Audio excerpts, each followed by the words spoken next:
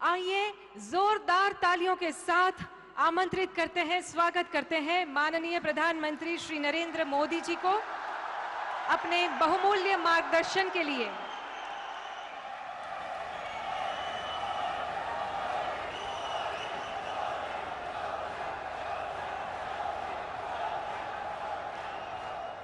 भारत माता की, भारत माता की। मंच पर विराजमान श्रीमान प्रफुल्ल पटेल, सांसद श्री विनोद सोनकर, सांसद बहन कलाबेन, जिला परिषद के अध्यक्षा निशा भंवर जी, भाई राकेश सिंह चौहान जी, मेडिकल जगत के साथियों, अन्य महानुभाव और विशाल संख्या में पधारे हुए मेरे प्यारे भाइयों और बहनों, केम छो बधा? सुखमा, संतोषमा, आनंदમાં, પ્રગતિમાં, विकासમાં। वाह, मैं जब भी यहां आता हूं मन आनंद से भर जाता है। दमन, दीव, दादरा और नगर हवेली की विकास यात्रा को देखना भी मेरे लिए बहुत ही सुखद होता है। और अभी जो वीडियो देखी, कोई कल्पना नहीं कर सकता है कि इतने से छोटे क्षेत्र में चहुं दिशा में आधुनिक और तेज गति से विकास कैसा होता है, वो वीडियो में हमने बुरी भांति देखा है। साथियों, इस क्षेत्र की एक बड़ी विशेषता, अब हमारा सिलवासा पहले वाला नहीं है। ये हमारा सिलवासा अब कॉस्मोपॉलिटन हो गया है। हिंदुस्तान का कोई कोना ऐसा नहीं होगा जिसके लोग सिलवासा में न रहते हो। आपको अपनी जड़ों से प्यार है, लेकिन आधुनिकता को भी उतना ही अपनत्व देते हैं। इस केंद्र शासित प्रदेश की इस खूबी को देखते हुए केंद्र सरकार अलग अलग स्तरों पर तेजी से काम कर रही है। यहां पर अच्छी क्वालिटी का इंफ्रास्ट्रक्चर हो, अच्छी सड़कें, अच्छे पुल हो, यहां अच्छे स्कूल हो, वाटर सप्लाई बेहतर हो, इन सभी पर केंद्र सरकार का बहुत जोर है। बीते 5 साल में इन सभी सुविधाओं पर 5500 करोड़ रुपए, 5,500 करोड़ रुपए से ज्यादा खर्च किए गए हैं। बिजली बिल से जुड़ी व्यवस्था हो, सारी स्ट्रीट लाइट को एलईडी से जगमगाना हो, ये क्षेत्र तेजी से बदल रहा है। यहां door to door waste collection की सुविधा हो या फिर 100% वेस्ट प्रोसेसिंग, ये केंद्र शासित प्रदेश सभी राज्यों को प्रेरणा दे रहा है। यहां जो नई इंडस्ट्रियल पॉलिसी लाई गई है, वो भी यहां औद्योगिक विकास बढ़ाने में, रोजगार के नए मौके बनाने में मददगार साबित हो रही है। आज एक बार फिर मुझे लगभग नए 5,000 करोड़ रुपए के प्रोजेक्ट का शुभारंभ करने का अवसर मिला है। ये project health, housing, tourism, education और अर्बन डेवलपमेंट से जुड़े हैं। इससे ईज ऑफ लिविंग बढ़ेगी, इससे ईज ऑफ टूरिज्म बढ़ेगा, इससे ईज ऑफ ट्रांसपोर्टेशन बढ़ेगा और इससे ईज ऑफ बिजनेस भी बढ़ेगा। साथियों, आज मुझे एक और बात की बहुत खुशी है। आज जिन प्रोजेक्ट्स का लोकार्पण हुआ है उनमें से कई का शिलान्यास करने का सौभाग्य आप सबने मुझे ही दिया था।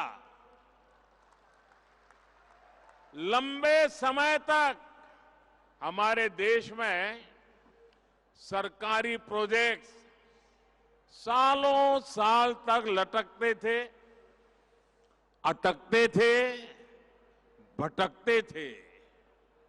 कई बार तो शिलान्यास के पत्थर भी पुराने होकर के गिर जाते थे, लेकिन प्रोजेक्ट पूरे नहीं होते थे।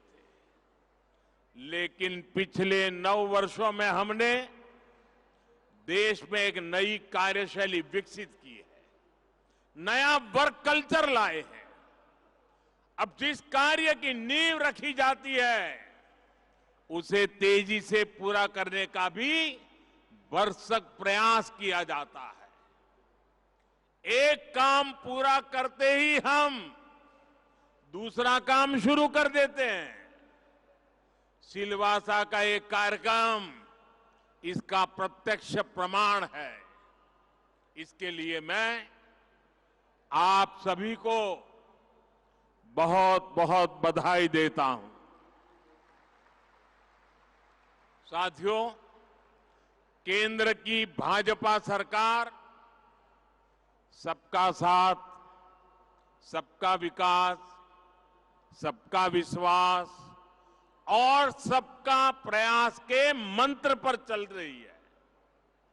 देश के हर क्षेत्र का विकास हो, देश के हर क्षेत्र का संतुलित विकास हो, इस पर हमारा बहुत जोर है।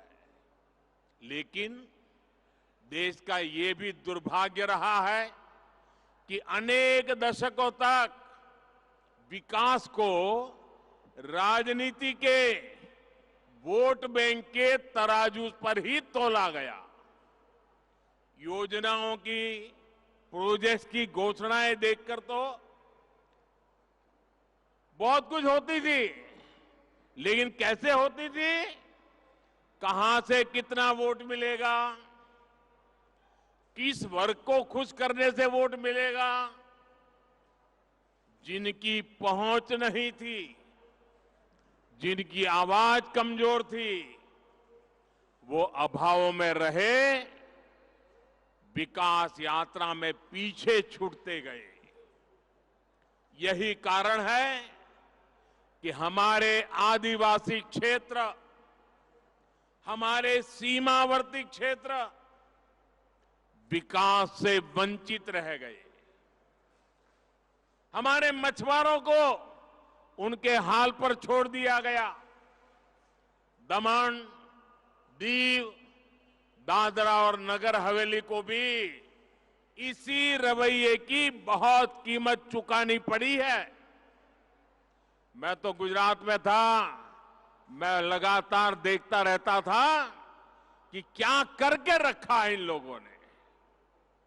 आज जिस मेडिकल कॉलेज को अपना कैंपस मिला है, वो इस अन्याय का बहुत बड़ा साक्षी रहा है। आप सोचिए साथियों, आजादी के दशकों दशक बीत गए, लेकिन दमन, दीव, दादरा और नगर हवेली में एक मेडिकल कॉलेज नहीं बना था। यहां के इन्हें गिने कुछ युवाओं को किसी तरह डॉक्टर की पढ़ाई का अवसर मिल पाता था, वो भी दूसरी जगह पे। इसमें भी आदिवासी परिवारों के बेटे बेटियों की भागीदारी तो बिल्कुल ना के बराबर थी। जिन्होंने दशकों दशक तक देश पर शासन किया, उनको यहां के युवाओं के साथ हो रहे इस भयंकर अन्याय की चिंता कभी भी नहीं हुई। वो समझते थे इस छोटे से केंद्र शासित प्रदेश का विकास करके उन्हें कुछ हासिल नहीं होगा। वो आपके इस आशीर्वाद का मूल्य कभी समझ ही नहीं पाए। 2014 में जब आपने हमें सेवा का अवसर दिया, तो हमने आपकी सेवा की भावना से काम करना शुरू किया, समर्पण भाव से काम करना शुरू किया। इसी का परिणाम है कि दमन, दीव, दादरा और नगर हवेली को अपना पहला नेशनल एकेडमिक मेडिकल ऑर्गेनाइजेशन नमो मेडिकल कॉलेज मिला। अब यहां से हर वर्ष करीब करीब 150 स्थानीय युवाओं को डॉक्टरी की पढ़ाई करने का अवसर मिल रहा है। कुछ ही वर्षों में, बहुत निकट भविष्य में 1000 जितने डॉक्टर यहीं से तैयार हो जाएंगे। आप कल्पना कीजिए, इतने छोटे से इलाके से 1000 डॉक्टर। इनमें भी हमारे आदिवासी परिवार के युवाओं की संख्या निरंतर बढ़ रही है। मैं यहां आने से पहले एक समाचार रिपोर्ट में एक बिटिया की बात भी पढ़ रहा था। आदिवासी परिवार से ही आने वाली ये बिटिया अभी यहां मेडिकल में पहले साल की पढ़ाई कर रही है। उस बिटिया ने अखबार वालों से को कहा कि मेरे परिवार को तो छोड़िए, मेरे पूरे गांव में कभी कोई डॉक्टर नहीं बन सका था। अब वो बिटिया इसे अपना सौभाग्य मानती है कि दादरा और नगर हवेली में ये मेडिकल कॉलेज बना है और वो उसकी छात्रा है। साथियों, सेवा भावना ये यहां के लोगों की पहचान है। मुझे याद है, कोरोना के समय मैं यहां के मेडिकल स्टूडेंट्स ने आगे बढ़कर लोगों की मदद की थी। और कोरोना के समय तो परिवार में भी कोई एक दूसरे की मदद नहीं कर पाता था। तब यहां के स्टूडेंट्स गांवों में मदद करने पहुंचे थे। और मैं उन विद्यार्थी मित्रों से कहना चाहूंगा, आप लोगों ने जो विलेज एडॉप्शन प्रोग्राम चलाया था, उसका जिक्र मैंने मन की बात में भी किया था। यहां के डॉक्टरों ने, मेडिकल स्टूडेंट्स ने जिस तरह अपने कर्तव्यों का पालन किया है, वह सभी के लिए बड़ी प्रेरणा है। मैं आज इस कार्य के लिए यहां चिकित्सा सुविधा से जुड़े हर व्यक्ति की सराहना करूंगा। भाई और बहनों, सिलवासा का ये नया मेडिकल कॉलेज यहां पर स्वास्थ्य सुविधाओं पर दबाव भी कम करेगा। आप भी जानते हैं कि यहां पास में जो सिविल अस्पताल है, उस पर कितना प्रेशर था। अब तो यहां दमन में एक और 300 बेड का नया अस्पताल बन रहा है।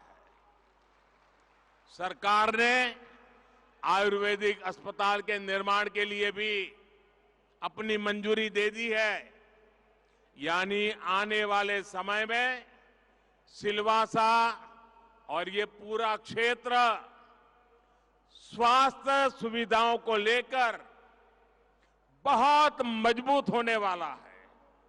साथियों, आपको याद होगा, गुजरात के मुख्यमंत्री के रूप में भी मैं यहां बहुत बार आया हूं, आपके बीच आया हूं।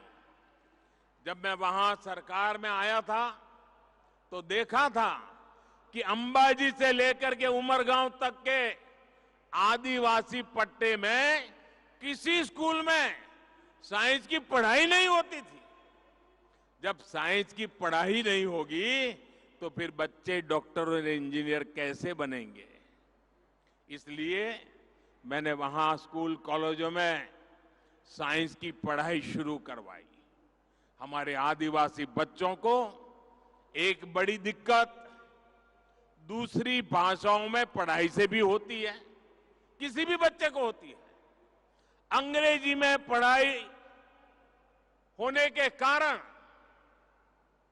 गांव के गरीब, दलित, वंचित आदिवासी परिवारों के अनेक प्रतिभाशाली बेटे बेटियां डॉक्टर, इंजीनियर नहीं बन पाते थे।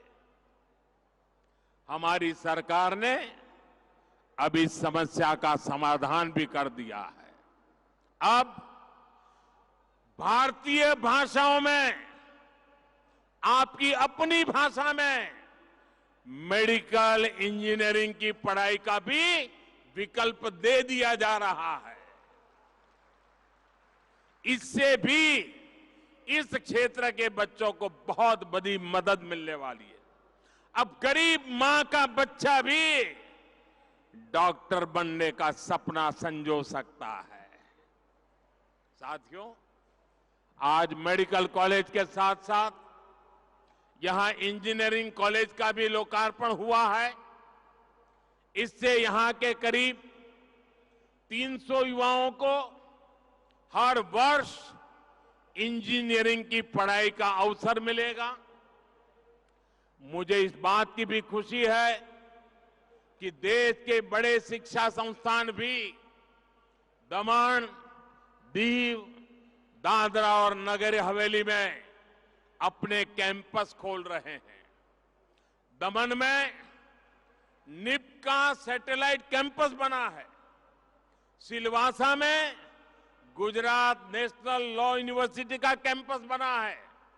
दीव में ट्रिपल आईटी बड़ोदरा ने अपना कैंपस खोला है। ये नया मेडिकल कॉलेज तो सिलवासा की सुविधाओं को नए स्तर पर लेकर जाएगा। मैं इस क्षेत्र के हर विद्यार्थी को ये भरोसा देता हूं कि उनके उज्जवल भविष्य के लिए हमारी सरकार कोई कोर कसर बाकी नहीं छोड़ेगी। भाइयों और बहनों, मैं जब पिछली बार सिलवासा आया था तो मैंने विकास की पंचधारा की बात कही थी। विकास की पंचधारा यानी बच्चों की पढ़ाई, युवाओं को कमाई, बुजुर्गों को दवाई, किसानों को सिंचाई और जन जन की सुनवाई। आज मैं इसमें एक और धारा जोड़ूंगा और ये है महिलाओं को खुद के घर की ढेर सारी बधाई।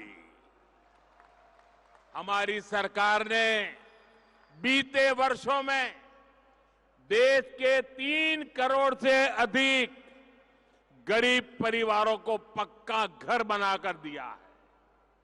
यहां भी हमारी सरकार ने 15,000 से ज्यादा घर बनाकर गरीबों को देना तय किया है।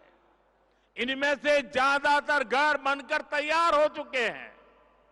आज भी यहां 1200 से ज्यादा परिवारों को उनके अपने मालिकाना हक वाले घर मिले हैं।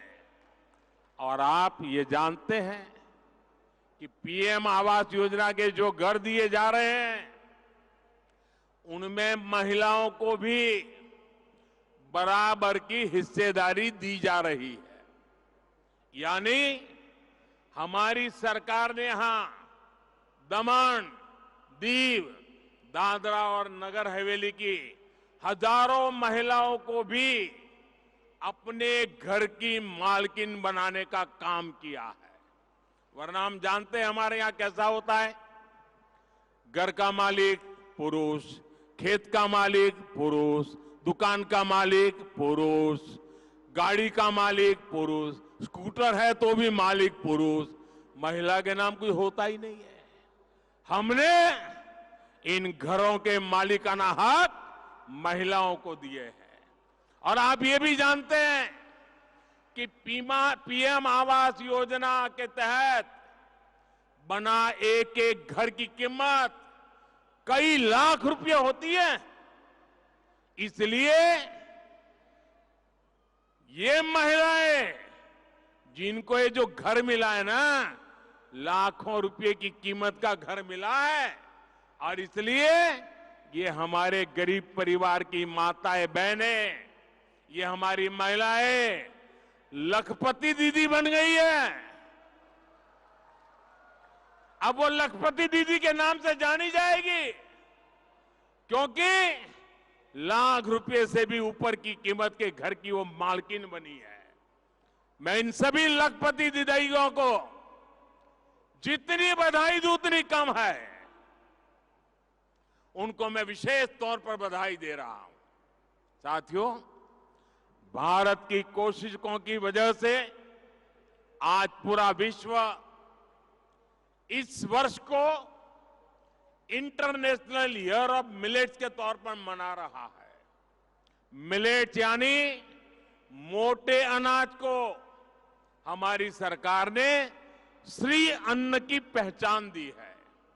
यहां के किसान रागी, या यहां की भाषा में कहे तो नागली या नचनी जैसे जिन मिलेट्स की पैदावार करते हैं उन्हें भी हमारी सरकार बढ़ावा दे रही है। आज रागी से बना आटा हो, रागी से बनी कुकीज हो, रागी से बनी इडली हो, लड्डू हो, इनकी सबकी खपत बढ़ रही है और किसानों को भी फायदा हो रहा है। मैं अक्सर मन की बात कार्यक्रम में इसका जिक्र करता हूं और आप तो जानते ही हैं, अब तो मन की बात का अगले रविवार को सेंचुरी होने वाला है, 100वां एपिसोड। भारत के लोगों के प्रयासों को सामने लाने का, भारत की विशेषताओं को उनका गौरवगान करने का मन की बात बहुत अच्छा मंच बना है। आपकी तरफ मुझे भी 100वें एपिसोड का बहुत इंतजार है, रविवार का इंतजार है। साथियों, बढ़ती हुई इन सुविधाओं के बीच दमन, दीव, दादरा और नगर हवेली को भारत में कोस्टल टूरिज्म के वाइब्रेंट स्पॉट के रूप में भी देखा रहा है। दमन, दीव, दादरा, नगर हवेली के पास देश के महत्वपूर्ण टूरिस्ट डेस्टिनेशन के रूप में उभरने का सामर्थ्य है। आज जब भारत को हम दुनिया का सबसे आकर्षक टूरिज्म डेस्टिनेशन बनाने पर काम कर रहे हैं, तब यहां का महत्व और बढ़ गया है। दमन में राम सेतु और नानी दमन मरीन ओवरव्यू नमोपथ नाम से जो 2 सी फ्रंट्स बने हैं, वो भी यहां टूरिज्म को विस्तार देने में अहम भूमिका निभाएंगे। वीकेंड में जो टूरिस्ट यहां आते हैं, उनका तो ये फेवरेट स्पॉट बनने जा रहा है। मुझे बताया गया है कि पर्यटकों की सुविधा के लिए बीच एरियाज में नए टेंट सिटी भी बनाए जा रहे हैं। थोड़ी देर बाद मैं खुद नानी दमन, मरीन ओवरव्यू नमो पथ को देखने जाने वाला हूं। ये सी फ्रंट निश्चित रूप से देश दुनिया के पर्यटकों को आकर्षित करेगा। इसके साथ ही Khanvel river front, Dudhni jetty, eco resort का निर्माण, ये सब भी यहां टूरिज्म को बढ़ावा देंगे। कोस्टल प्रोमेनेड, बीच डेवलपमेंट के प्रोजेक्ट भी जब पूरे हो जाएंगे तो यहां का आकर्षण और बढ़ जाएगा और इन सब से यहां रोजगार के नए मौके बनेंगे, स्वरोजगार के मौके बनेंगे। भाइयों और बहनों, आज देश में तुष्टीकरण पर नहीं बल्कि संतुष्टीकरण पर बल दिया जा रहा है। वंचितों को वरीयता, ये बीते 9 वर्ष के सुशासन की पहचान बन चुकी है। केंद्र सरकार देश के हर जरूरतमंद, हर वंचित वर्ग, वंचित क्षेत्र तक सुविधाएं पहुंचाने के लिए तेजी से काम कर रही है। जब योजनाओं का सैचुरेशन होता है, जब सरकार खुद लोगों के दरवाजे तक जाती है, तो भेदभाव खत्म होता है, भ्रष्टाचार खत्म होता है, भाई भतीजावाद खत्म होता है। मुझे खुशी है कि दमन, दीव और दादरा नगर हवेली केंद्र सरकार की अनेक योजनाओं के सैचुरेशन के बहुत निकट पहुंच गई है। आप सभी के ऐसे ही प्रयासों से समृद्धि आएगी, विकसित भारत का संकल्प सिद्ध होगा। एक बार फिर आप सभी को विकास कार्यों की बहुत बहुत बधाई। भारत माता की, भारत माता की। बहुत बहुत धन्यवाद। बहुत बहुत धन्यवाद माननीय प्रधानमंत्री जी, आपके इन ऊर्जावान शब्दों के लिए, इन विकास कार्यों की भेंट देने के लिए। यहां पर पधार कर अपने